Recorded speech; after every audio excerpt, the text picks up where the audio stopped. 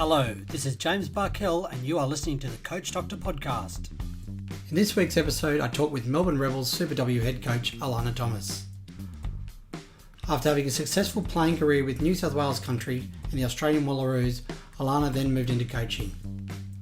Moving to Melbourne, she worked with the Melbourne Unicorns Club and was awarded the Australian Rugby Community Coach of the Year in 2017 before taking on the head coaching role with the Melbourne Rebels Super W side in their inaugural season. Alana has focused on developing a strong team culture and improving communication throughout her squad over the last few seasons, and is aiming to bring Victorian rugby up on par with the northern states of New South Wales and Queensland. I hope you enjoyed this interview with Alana Thomas. G'day Alana, thanks for joining me on the Coach Doctor podcast today. How you been?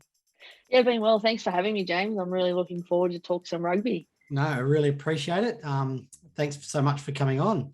I'll get straight into the questions. First of all, is you played for New South Wales Country from 2003 to 2010 in the former ARU Women's Nationals. Back then, this was the major pathway into the Wallaroos. How do you compare the current model of the Super W, which you're now coaching, to that competition? And would you have loved the opportunity to play in the Super W? Oh, absolutely would have loved it. I really think that the Super W is an awesome competition for the players because it just sets them up for Test match rugby. Unfortunately, back in the olden days, it's been go back to 2000s.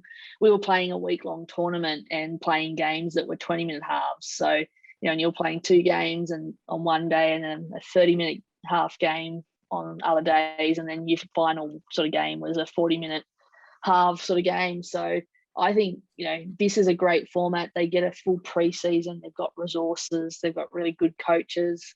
They've got S&Cs, physios, all of the support they need, and are high performance elite athletes. So I think it's fantastic for them. And I think we saw that in 2018, the first year, and they then played the Test matches. That first Test match in Sydney against the Black Ferns. The Black Ferns, I think, walked away from that going, "Oh, geez, they've got some good things going on here." And then, I think they then sort of flicked the switch over there as well. But I think our biggest gap at the moment is that club to Super W. That's the sort of area I see as a bit of a gap at the moment, because we've got girls living in Dubbo travelling 500 k's to go and train. We've got girls in Newcastle travelling 2.5 hours each way to play. We just need to fill that gap to capture some more of those talented players out in the regions, I think. Yeah, what's the way of doing that, or what's the answer to that problem, getting those country-based girls more regularly playing or training at a decent level? Yeah, I think it's having that next sort of layer in between club and Super W. Like, I think you look at the Farah Palmer Cup, you look at the old NRC with the men, but having that in the middle there where you can capture sort of that New South Wales Country, Queensland Country, and you build your playing pool and your pathway, but you build your playing pool up of giving opportunities for younger players as well.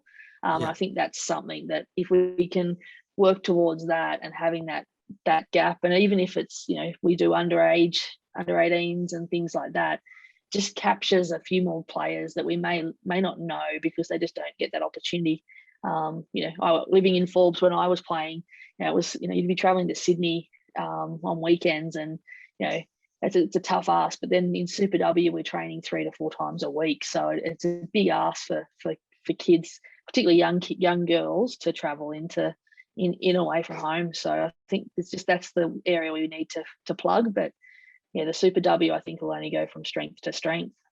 Yeah, that's pretty massive, doing the travel, going from regional areas into Sydney. And I'd assume that's quite similar in Melbourne. Have you got girls from, all over the state?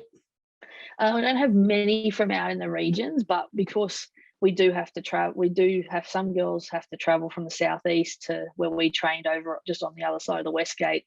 And some of them were having to take 2 or 3 trains plus a bus ride to get to training. So there is a bit of travel there. It's not coming though from the outer sort of regional areas. It's more from the outer suburbs, just because we have where we train. Yeah, righto. Okay. You represented the Wallaroos from 2006 to 2010. Tell me a little bit about this experience and how this may have shaped your coaching philosophy.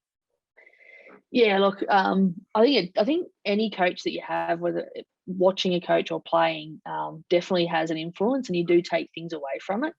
For the Wallaroos, it was probably that experience was something that at such a young, early 20s, getting the opportunity to play was fantastic. And it probably shaped some of the things that I took away the things I liked of my coaches and how they made training fun, how they did certain ways of how they trained the attack, how they taught me to play as a fly half. And then I also took things that I didn't like about it away, because I think it's just to know those. So around how to give feedback, some of the experiences I had weren't great. And then the biggest thing for me with my coaching was to give players the opportunity, give players an opportunity to play this game that I love and everyone that's involved loves it, and help them on their journey. And if it meant one young girl playing their first ever game of rugby, whether it meant they wanted to make a rep team, whether they wanted to play Super W, whether they wanted to play for the Wallaroos, I was just got into coaching to help them do that, because I didn't set out to be a Wallaroo. I sort of just evolved into that. So I want to make sure that if there's any young girls out there, they get an opportunity as well. And it's about giving them, some coaching, and I may be one coach on their journey, but if I can help them to go to that next level, then that's what I'm here to do. And that's what I love about coaching, and being a Wallaroo is something that I can't put into words what it meant. It's just one of those things to be able to represent your country, your family, all the people that you know. It's something that I really, really cherish. And I just hope, I feel an obligation I need to give back, because it gave me so much.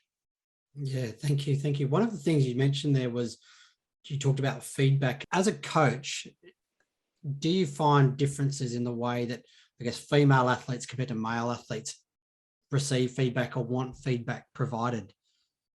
Yeah, I think with all players, male or female, when you're talking selection, as soon as you say you're in or you're out, that's all they hear. Then anything after that is pretty much just noise, because they're waiting to know I'm in, and then if you're in, they're excited.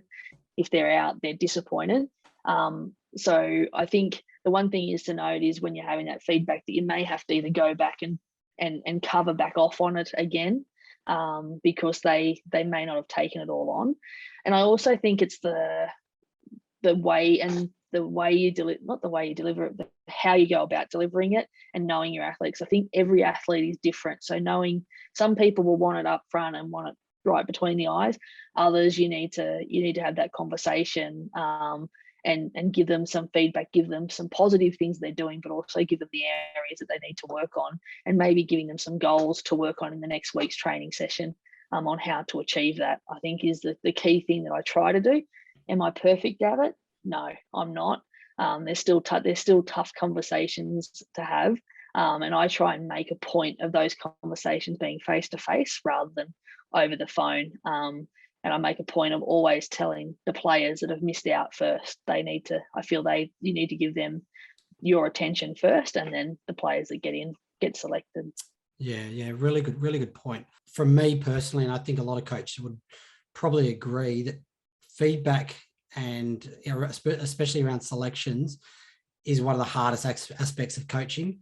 And a lot of people tend to, I guess, not want that confrontation. So they might do a text message, or they might send an email, so they don't have to have that personal confrontation. And then there tends to be almost like a disregard for the athlete when they arrive at training. They just sort of ignore them and don't give them much time, which is really, really sad. But I think it's something that, as coaches, we have to develop. And it's probably as we said, one of the most important aspects of coaching that we need to develop and get really, really good at. But it is definitely a very difficult aspect of the coaching. Yeah, it's the hardest part of it, because you work, and because you build those relationships and you see how hard they work. Like, no one's there just cruising. They're working hard, and then when you have to have those discussions, it is tough, and particularly for players that are working really hard, and it's a really tough decision. You've got two players very similar, and you make a decision based on how you want to play the game or your opposition. And you just know, as an ex-player that's had feedback and missed out on selection, you just know how that they're going to feel it. So trying to do what you can is important, and then giving them roles in that week leading into the game. So they are still adding to the team is something I think that I want to try and develop a little bit more this year, of giving him a role that is helping the team. Yeah, great. In 2017, you were awarded the Community Coach of the Year after taking the Melbourne Unicorns to a premiership. What did this award mean to you, and did it provide more motivation to progress as a coach? Yeah, it was a pretty special award. I actually remember Grippy ringing me up at work, and I was on the phone to him talking about it. He said, "Oh, you've been nominated for the Community Coach of the Year award, and you've won it." And I was like, "Oh, I've been nominated." Like, I didn't realize. And then I got off the phone and I rang him back and went, "Did you say I won it, or I just was nominated?" And he said, "No, you've won it. We need you to come to Sydney." So it was a bit of a shock because, yeah, I didn't even know I'd been nominated. But what was really special about it is it's actually the Jeff Bunter Shaw. It's named after Jeff Bunter Shaw. And Bunter was my first Wallaroos program manager in 2006. And when he got up on the stage to present it to me, he saw my name and he just started talking about how he knew me. And when I got on the stage, it was really special because we hadn't sort of seen each other since, probably over 10 years. And we're sitting on the stage talking and laughing, and the MC sort of waiting there to go, "Can you come over and have a chat?" So it was a really, really special award for that I actually, got to meet up with someone that had been there as a playing career and to see me as a coach. And then, in terms of my coaching, the previous, probably 2015, Grippy had done a coach development program for women. And I'd gone into the Wallaroos camps just doing some coach development with Grippy. And it was at that point that I had the fire in my belly ignited again, to want to be in a Wallaroos environment, that high performance environment as a coach. I'd had it as a player, and that was the first time. And I think 2017 was the year that I sort of took on the state team in Victoria. I was coaching the club, and I was just doing things a little bit different, and like just simple things as filming the training sessions, put a GoPro on or put a standalone camera.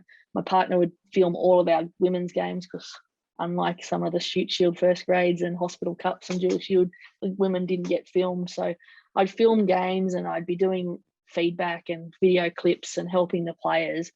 And that was sort of the year that I'd started doing a lot more of that. And it was sort of just nice, that recognition, and to receive the award and know that it was sort of the playing group of players and people down here in Victoria that had nominated me. So I sort of felt like I was on the right track, and it probably gave me a little bit of a boost of confidence to keep chasing it.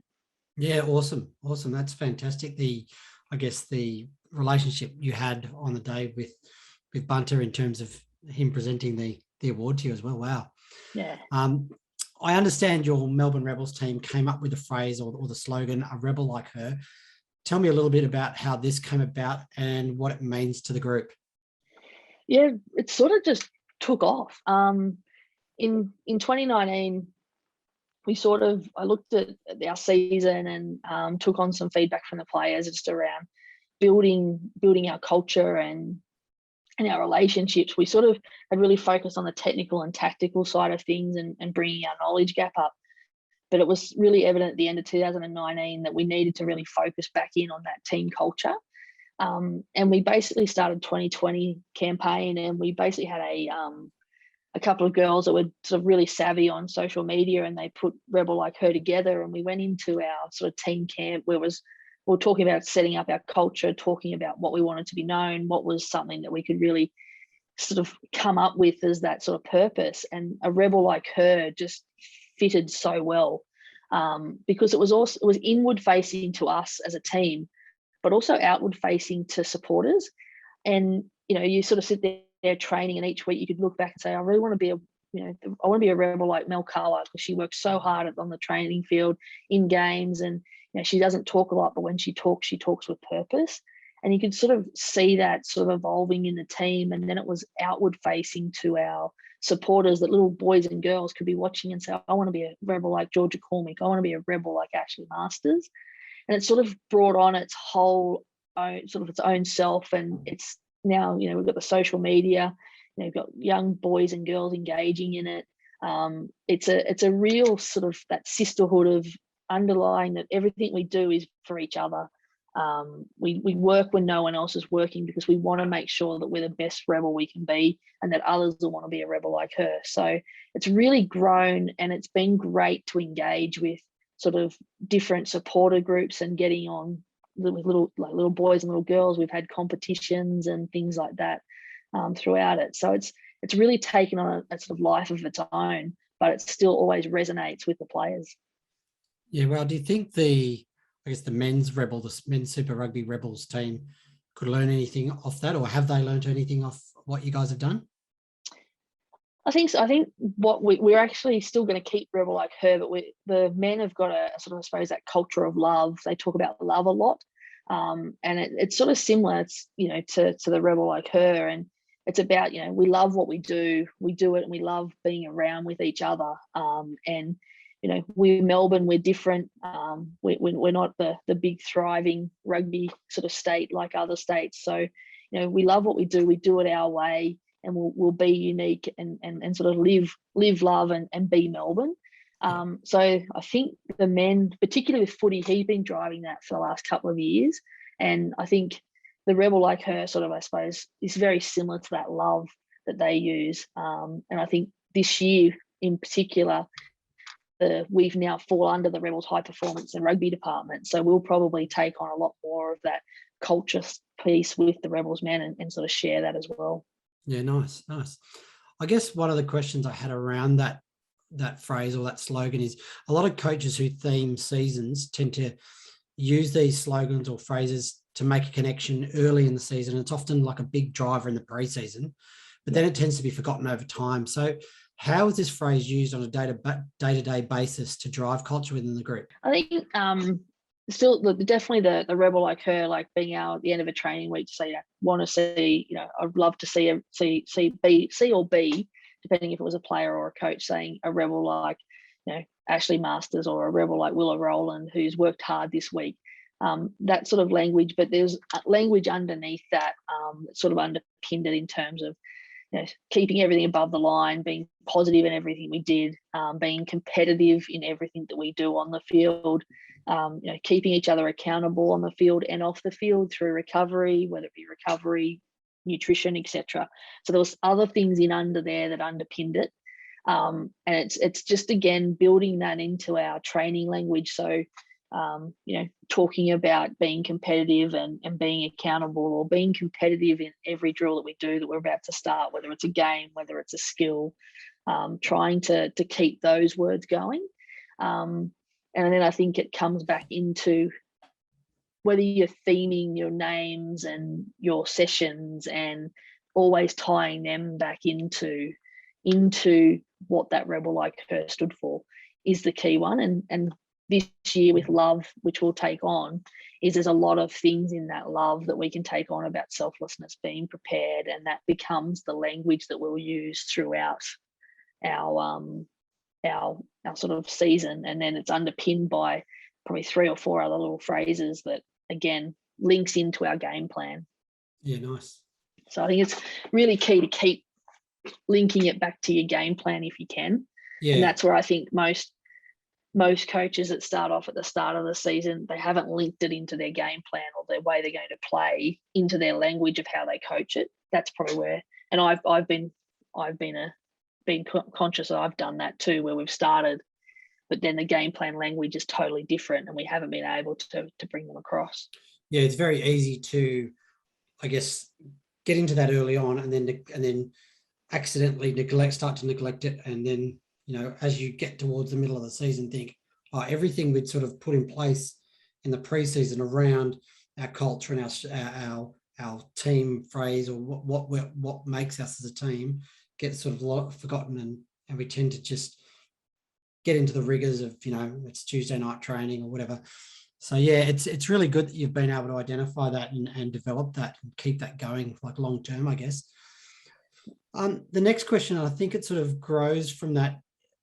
And this is something I heard through another podcast, actually. You set up growth groups. And when I heard this question about growth groups, I was really interested, because this has been something that always I found really difficult in terms of keeping in contact with players throughout the season on a regular basis, on a personable level, not just on a rugby level, but also, checking in with them to make sure things were going all right, injuries were doing all right. So you set up these growth groups, which I thought was an excellent idea, and especially for coaches in that part-time environment. Can you explain what these groups were to the listeners and why you use them? And then I'll ask you another question about them specifically after that. Yeah.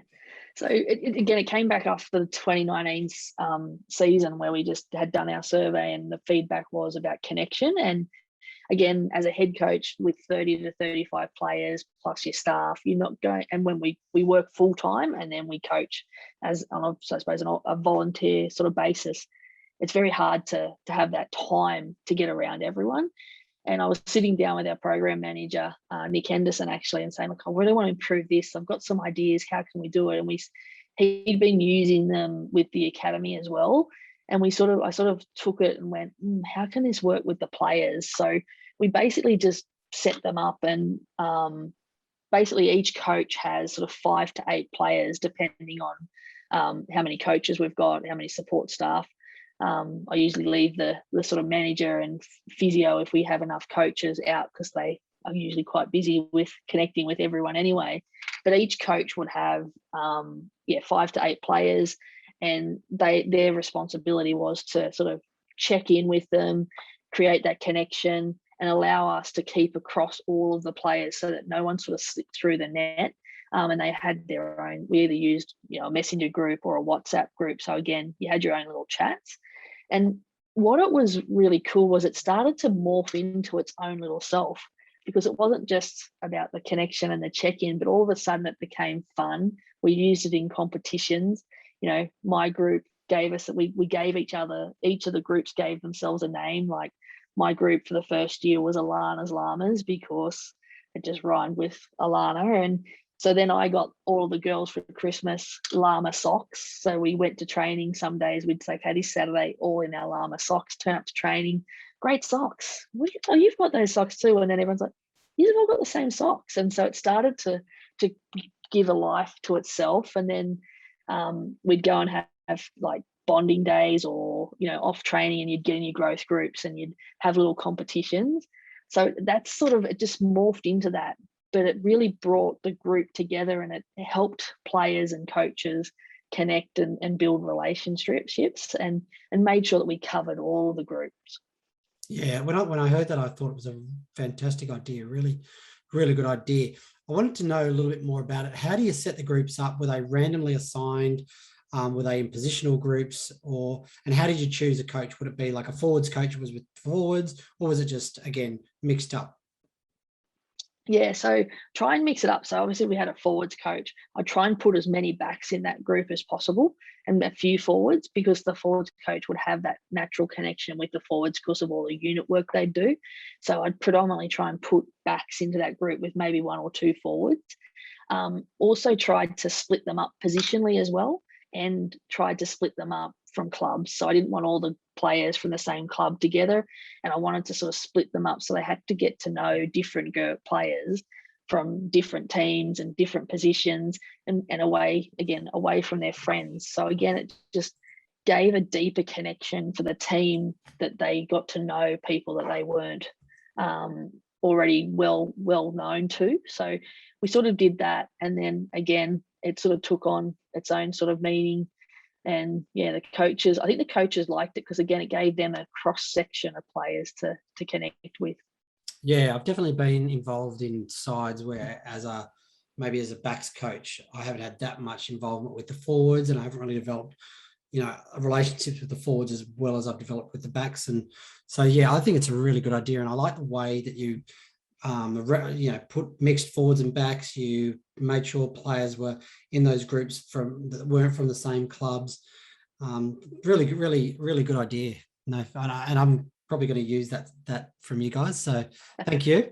That's fine. And even one of the coaches this year, he and his partner would cook meals. So every training session, he'd have a little esky, and his growth group would be given food as they left training, and it started to create a competition. So then everyone was baking And then this year we were bananas. We called ourselves Alana's Bananas, and we went to Coffs Harbour and everyone got banana suits from, I think, Spotlight.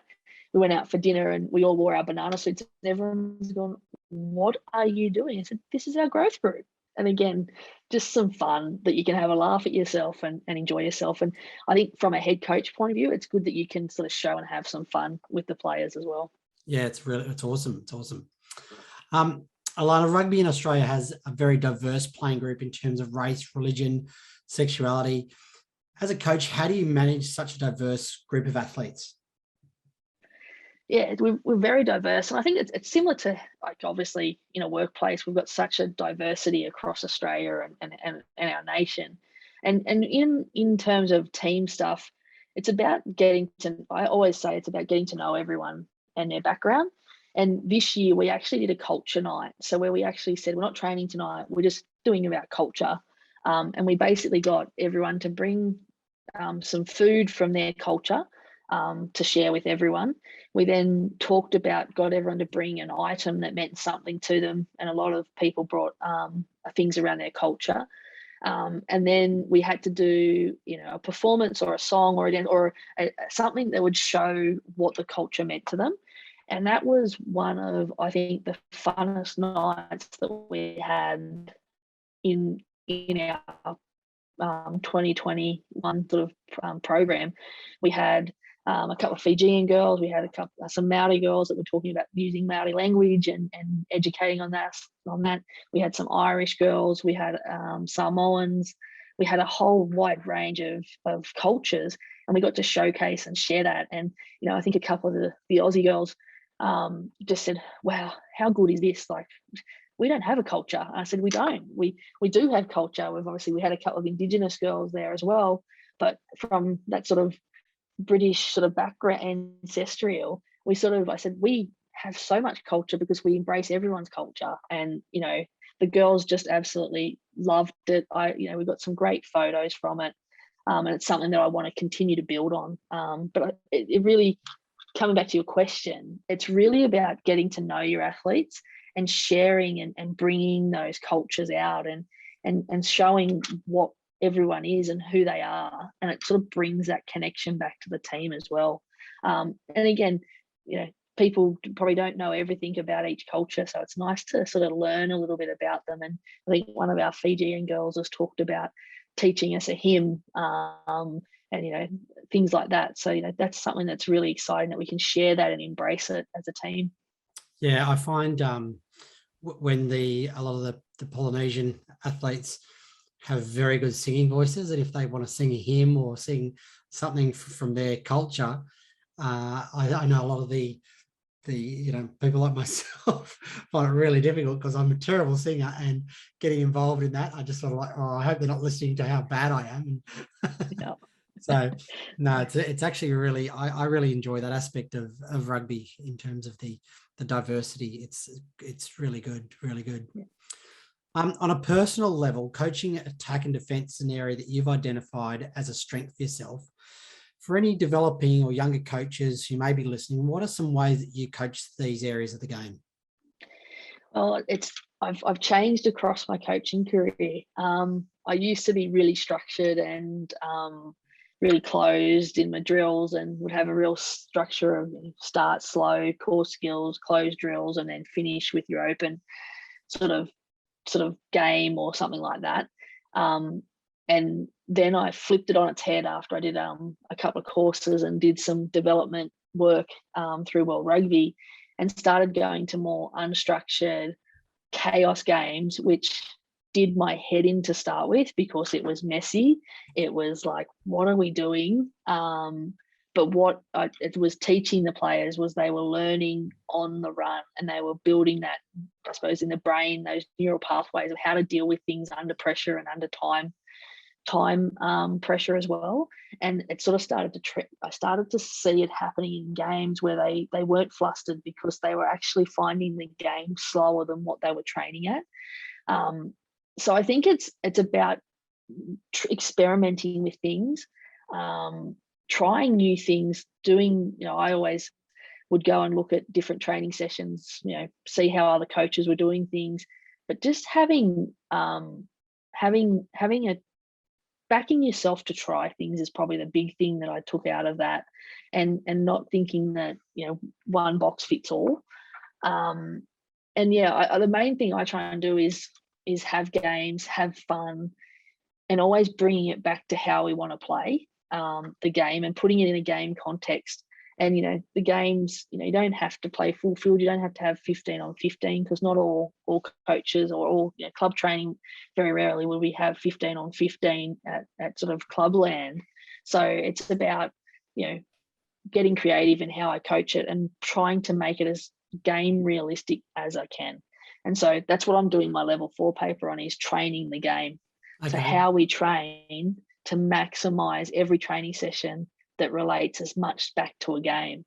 And, you know, we'll do a lot of chaos and games in the preseason. And then as we get closer into the season, we'll sort of come into some closed drills, really make sure we've got our skills.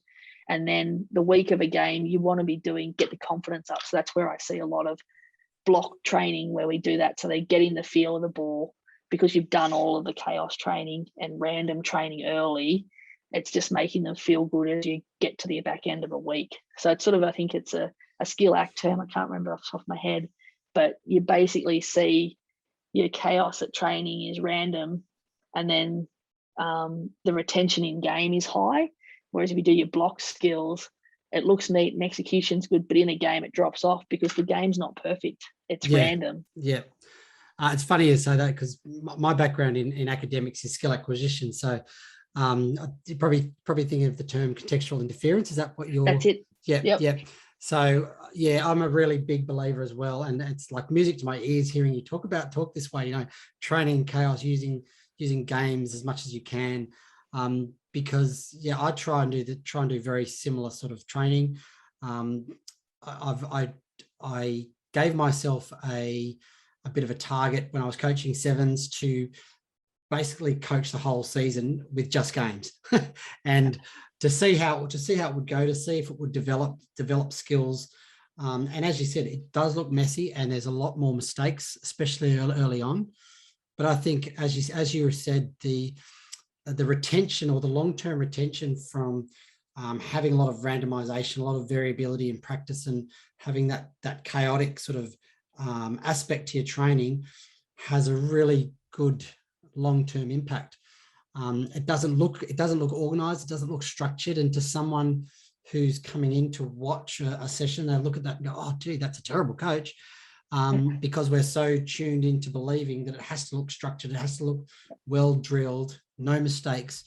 So yeah, that's really, really, you know, happy to hear you talking about your training in that way. It's fantastic. I guess an area you said you didn't feel as confident in was around like set piece. So I'm assuming you're referring more to the forwards, like scrum, lineouts, aspects of set piece. In this, as this is an area that you might not feel as confident in, and I'm sure coaches from like AFL, soccer, basketball, all different sports would have areas where they feel really strong and where they feel really, I guess it's an area of growth. How do you manage that, especially as a head coach, if it's an area you don't feel as confident in, especially when you're working with experienced players, you know, girls who are Wallaroos and Super W players? Yeah, I think the thing, you know, for me is use those experienced players if you're coaching it, and you know, like I know the bare basics when it comes to scrum and line out. Like I'm talking bare basics. So it's use your experienced players to help you in that, I think is a key one. And again, I flip back to when I was a player in the back end of my career. As an experienced player, you can help the coaches in helping those girls that need the help, like whether it's the inexperienced players that need help, you can help them because they'll take that from you as a peer, just probably as much as they do from the coaches. So I think you can use your experienced players, and again, through whether it's through questioning, to get them to explain things to those players and then get them working together.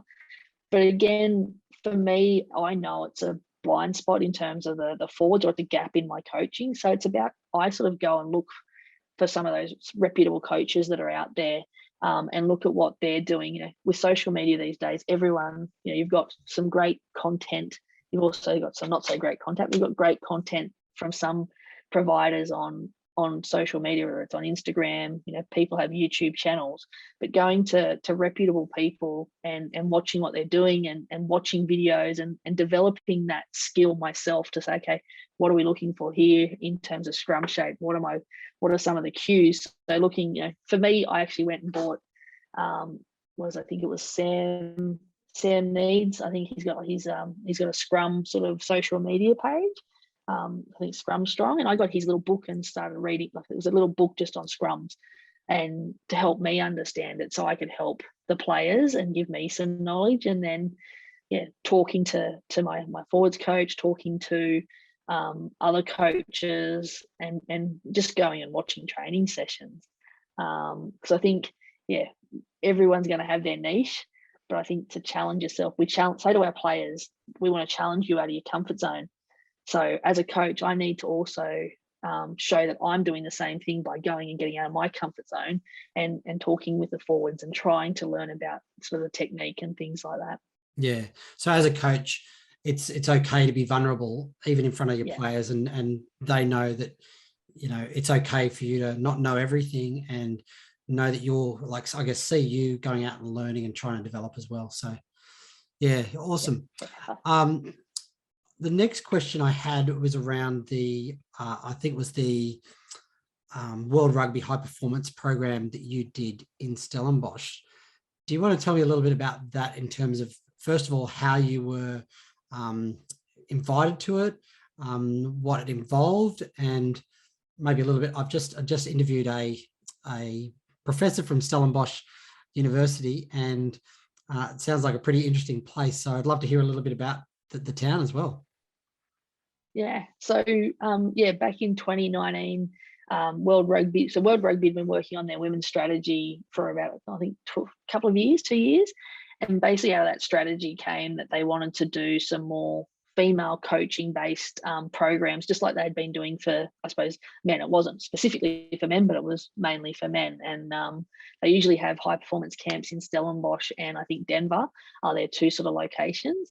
So basically, as a part of the women's strategy, they wanted to have a women's only one. And then Rugby Australia were asked to put up some candidates for that in both coaching and strength and conditioning.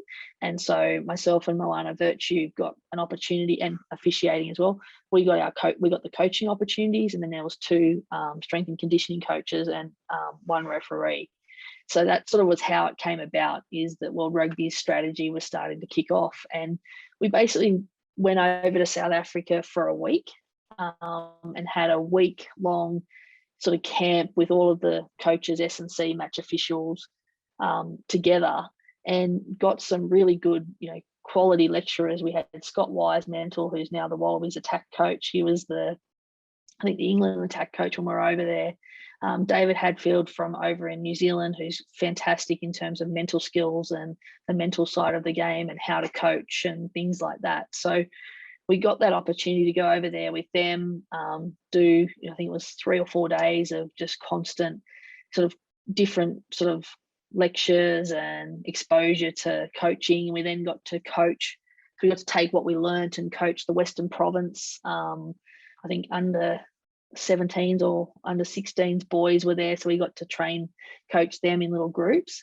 So it was a really good opportunity to learn knowledge, but also put it into practice and get feedback, not only from Wisey and Dave, but also from the rest of our peers, and sort of peer review each other. So that was fantastic opportunity. It's such a great setup there. The South African Sevens team's based there. So we're having breakfast, and here comes South Africa walking through. We're just sitting there. Here's all these, great Sevens players just sitting there having breakfast with us. And it's a fantastic facility. They've got an undercover area, like roofed area, artificial pit, sort of, I think like a quarter of a pitch that they use. It was just fantastic, and all self-contained. It's a great little town in South Africa. It's got a very big Dutch influence in it. It was just an amazing experience to go over there. and have some really high quality coaching and development targeted across three different sort of streams. Yeah, wow. And have you kept in contact with coaches from other countries that you met at the course? Yeah, so we've got a little chat group that we have, and there's also been the last 2 years with COVID, because we haven't been able to travel. They've basically held little sort of courses for us where every 2 weeks we had sort of a guest speaker come in and talk about an element of the game. And the majority of us that went to Stellenbosch are on that, plus the next wave of coaches from around the world are coming into that as well. So I'm now starting to see girls that I used to play against when I played now transitioning into coaching. And we're sharing what we're doing. We've got English Premiership coaches, we've got Farah Palmer Cup coaches, the national Japanese coaches on there. So we're all still together and connected and sharing ideas and continuing our coach development across that journey. Yeah, awesome. I really like the idea of coaches sharing ideas. I think it's something that we don't always tend to do really well in Australia. And I can't sort of talk for the rest of the world, but I know that we tend to keep some of our cards close to our chest because we don't want other people to pick up on ideas and use them and potentially use them against us. So I think it's really important. And one of the things I hear that New Zealand tend to share really well, the New Zealand coaches. So I think it's something that we can potentially build on. Yeah, definitely. Last question I've got for you is, I interviewed Beth Whangara a few months ago, and she named you as one of her coach mentors and friends that she loves to bounce ideas off. And I guess this sort of comes from the question before, but have you also been involved? You've also been involved in some of those programs with the RAS and World Rugby. Have you developed any coach mentors that you go to advice or you share ideas with, or is it more of a group like the group you were just talking about? Yeah, so I'll probably share with like the group. So we've got the high performance World Rugby group that I spoke of. Also that AIS group where Beth and I met for the first time.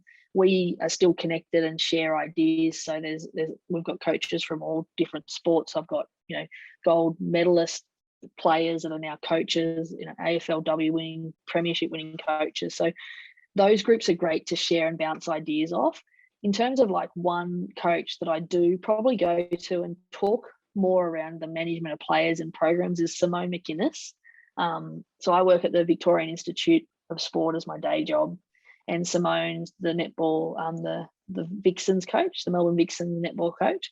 And Simone's been fantastic for me when I've been talking coaching and bouncing ideas off.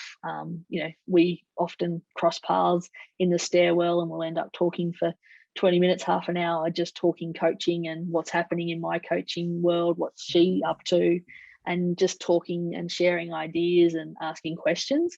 So she's been fantastic for me in that regard. And then obviously I've sort of done a little bit with Nathan Gray through my sort of level 4 and having him as a mentor and being able to share things with him. So I don't have anyone other than Simone's probably the constant that I've got. And it's just more around coaching practice rather than technical tactical. But I think it's really important for young coaches, and something that I really wish I had done more of early on is actually go and have more discussions with coaches and talk to them about what they do, how they do it. And again, because you might find a little piece of gold that comes out of it that you can apply to your players. And again, what one coach does may not work with another coach because of the players they've got, because every team, every player is unique. So you need to sort of take it and put it into your environment if you're going to use things. But I just think it's so valuable having people around you that you can share with and can also bounce ideas off if you're uncertain. Yeah, nice. And I like the idea of, it doesn't have to necessarily be another rugby coach. It can be, for in your example, a netball coach, and you're bouncing ideas around managing players and I guess managing your program, probably communication, how you're communicating feedback, and again, talking about selections, how can you do that a little bit better? And I think that's a really, really good idea. And I think for most coaches and young coaches out there, having a mentor and not necessarily being from their sport is a really, really good idea. Yeah, and I've been fortunate, like through the AIS course, I've been asked to go down to VFLW training with players, and and see what they do and teach some tackling content. But then I stay and watch the rest of the session. At the end of the session, I swear the coach goes, Alana's going to ask me 1,000 questions, because I just sit there and go, so why were you doing this? And what was this? And talking, and again, just learning what they're doing. I just think it's just so valuable. And it was actually Lisa Alexander who actually walked past me one day at work and said, what are you doing in your off season? I said, oh, not much, just planning. And she said, you should go out and do coach development. And she just shared that she did stuff with the Storm and Michael Checker when he was with the Wallabies, of just going out there and seeing other sports and other coaches and just building a toolbox that you can use and draw on when something comes up that you may not have dealt with before. Yeah. And I guess that takes me back to another interview that I had with another rugby coach who really liked Formula One. And I'm like, how is there a connection between rugby and Formula One? And he's talking about the efficiency of the pit crew and the tactics they use. And I get it. There's, even though there's not a direct relationship, you can still make one somewhere, and you can still potentially find a gold nugget that you can apply to your own coaching. Yeah. Alana, I just want to say thank you so much for your time today. It's been fantastic. You've given us some really good ideas and information around both your coaching and some of the things that you've learned over time. So I'd just like to say thank you so much for joining us. And I wish you all the best for the season ahead. I know, what are we now? We're just in the end of October. So probably by the time I get this recording up and running, it'll probably be just close enough to the start of the Super W season. So I wish you guys at the Melbourne Rebels all the best for the season. Well, thanks for having me, James. And I hope coaches that are listening, or anyone listening, can take something away from it. And that's definitely been worthwhile. So it's been great to talk rugby with another rugby nut. No, thank you so much. And just one last thing, if anyone's keen to try and follow you on social media or get in touch in any way, is there any way that they can follow you, like on LinkedIn or Instagram? Yeah, so I'm on LinkedIn, I'm on Instagram at Alana Thomas 7, and on Twitter at that same handle, Alana Thomas 7. So yeah, you might see a lot of my dog but also a lot of rugby content as well. So yeah, that's where they can follow me. And as I said, I'm also open if any coaches want to reach out and message me. Happy to do that, because yeah, I think it's good to share information. Awesome. Well, thanks so much again, Alana, and all the best for next season. I hope you enjoyed the chat with Alana and got some valuable insight into some of the aspects of her coaching ideas and philosophies. One of the key takeaways for me in this chat was the idea of creating growth groups to assist both with connections and communication within the team. As coaches of semi-elite and amateur teams tend to work full-time as well, it means they tend to be time poor and potentially let communication slip. Alana has managed to bridge that gap by installing growth groups and making them both fun and competitive to instill even more culture within her team. Another aspect of Alana's coaching that really got me excited was her transition into using a game-based approach. Her comments around developing decision makers in chaos echoes the comments of my last guest, Shane Pill, and it's great to see the game sense approach being utilised at the Super W level. Thanks for joining me on this episode, and I hope to have you listening again soon.